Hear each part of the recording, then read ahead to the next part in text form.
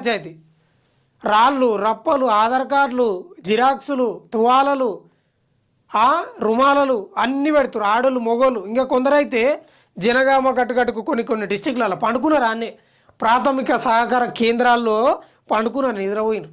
నిజంగా నాకు కన్నీళ్ళు వస్తున్నాయి తెలుసా, చాలా బాధ అనిపిస్తుంది. రైతు నేను ఒక రైతు బిడ్డనే, మా నాన్న కూడా ఒక రైతే, మా అమ్మ నాన్న రైతు కూలీలు, ఇంత వ్యవసాయం ఉంది మాకు కూడా, ఇంత గొడ్డు గోద ఉంది తెలుసా. బాధ నాకు కూడా ఎంత ఘోరం ఉంటుంది తెలుసా.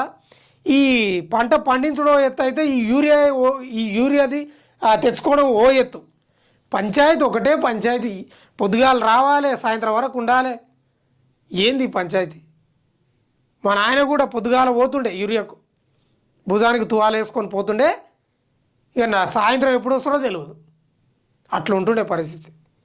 ఇప్పుడు మా నాన్న లేని చనిపోయిండు, కానీ ఉన్నప్పుడు జోలు చెప్తున్నా నేను, పొద్దుగాల పోతుండే ఆ యూరియా దొరకదు. ఈ అమ్మ ఇదే పంచాయతీ. ప్రజల రాతలు ఎప్పుడు మారుతావో నాకు అర్థమవుతలేదు.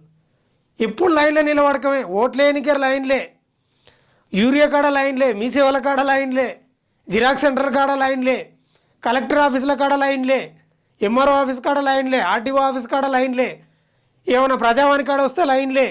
గంటలు చెప్తున్నా, నిలబడొద్దని కాదు, గంటలు రోజుల తరబడి. ఏందో ఏం కథ. కానీ నాకు నిజంగా బాధ అనిపిస్తుంది. గత బీఆర్ఎస్ ప్రభుత్వంలో ఇంత ఘోరంగా లేకుండే. ఎస్, ఉన్నమాట మాట్లాడుకోవాలి, తప్పు లేదు, నిజాయితీగా మాట్లాడుకోవాలి, నీ ఎత్తోటి మాట్లాడుకోవాలి. గత బీఆర్ఎస్ ప్రభుత్వంలో మరీ ఇంతగానం లేకున్నది, నిజంగా ఇంతగానం లేకున్నది. ఏదో అన్నో ఇన్నో ఒకసారి 2 ఏదో జరిగింది తప్ప కేసీఆర్ గారు రైతులకు సమృద్ధిగా వాళ్ళ కడుపు నింపిండండి. యూరియా అనుకోండి, రైతు బంధు తోడు అనుకోండి, సాగునీళ్ళు అనుకోండి, ఇంకేదన్నా అనుకోండి, రైతుల కడుపు నింపిండు. పెరుగన్నం వేసుకొని చల్లగా తిన్నారు వాళ్ళు. ఇంత ఘోరంగా లేకున్నది. కాంగ్రెస్ ప్రభుత్వం వచ్చినాకనే ఇట్లా అవుతుంది. ముఖ్యమంత్రి రేవంత్ రెడ్డి గారు ఏం చేస్తున్నారు, ఆ ఎంపీలు, ఈడ ఉన్న బీజేపీ ఎంపీలు వీళ్ళంతా ఏం చేయాలంటే ఇక తల కిందికి వేసుకోవాలి. ఇక ఇంత ఘోరం లేకున్నది. ఏంది కథ, ముసలోళ్ళు ముడిగోళ్ళు ఏమచ్చే. ఈ వార్త చదివి నాకే బాధ అనిపిస్తుంది.